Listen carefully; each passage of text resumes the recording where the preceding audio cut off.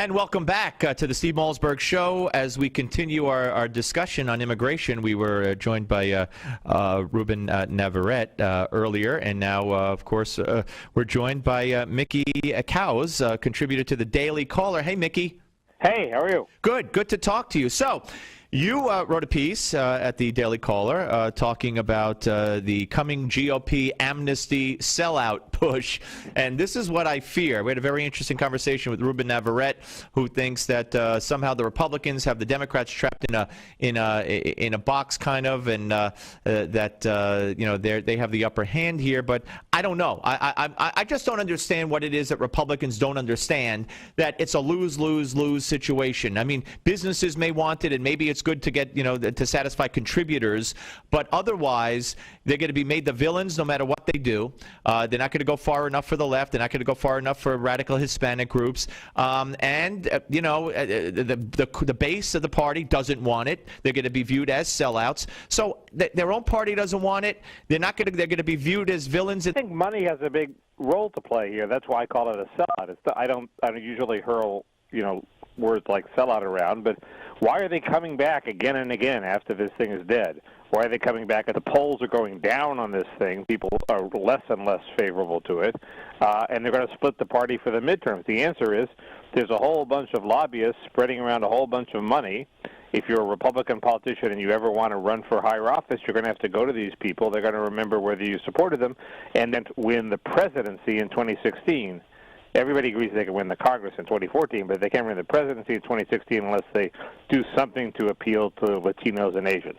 The fact that the thing they're doing to appeal to them also makes millions more Latino and Asian voters who are probably going to vote Democratic seems to have they don't think about that. Right. So, but I think it's the money is the driving force here, and the Republicans are in the driver's seat. Anything that legalizes illegal immigrants is a huge victory for the Democrats. Well, that's what they want. Well, let me ask you this. So we're talking about immigration reform. You describe what this push is going to look like and how they're going to try to disguise it, and what they're going to talk about, but security first, et cetera. But you're saying that you believe the Republicans will go for some form of amnesty, some path to citizenship that kicks in automatically for illegals that are here now?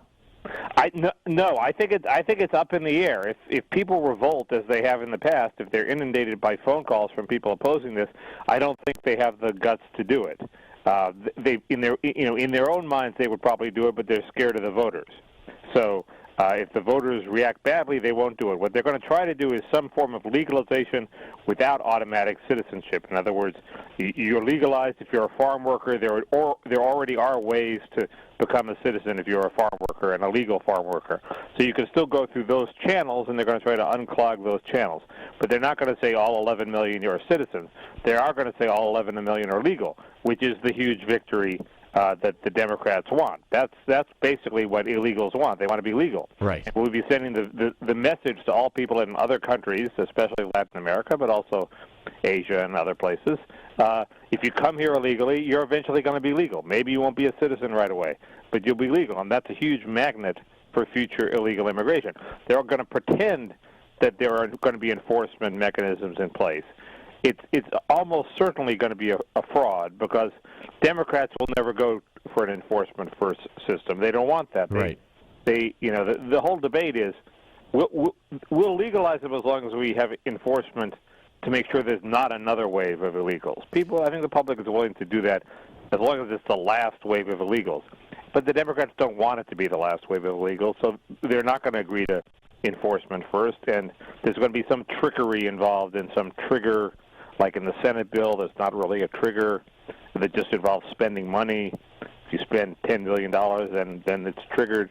There's going to be some finagling there around that issue. Do you think, and we're talking to Mickey Cowes, contributor to the Daily Caller here on the Steve Malzberg Show, you think that Boehner set the stage for this with his scolding of conservatives and conservative groups and Tea Partiers when he said, they made us close down the government, which was, again, a stupid thing for him to ever say. But do you think that was setting the stage? I do, but I'm a paranoid on this issue. I think everything is setting the stage for this. I think the fact that the Republicans are now making a big deal about abortion as a way to rally the base is because they're going to sell out the base on immigration. So they can't rally the base on immigration. They need another issue. You mean they're going to fight the Democrats and the media on the war on women? They don't even know how. Well, that's right. They've picked a losing issue in the media, so it's doubly stupid. But the Democrats want that war. The war is going to pull them off the mat. Now they're fighting the Obamacare war, and they're losing. That's because the Republicans don't know how to win that war against women argument. Right. Anyway, Mickey, thank you very much. Great to talk to you, sir. Glad to be here. Thanks. Thank you. Mickey Cowes, ladies and gentlemen, contributor to the Daily Caller. That I'd like to see.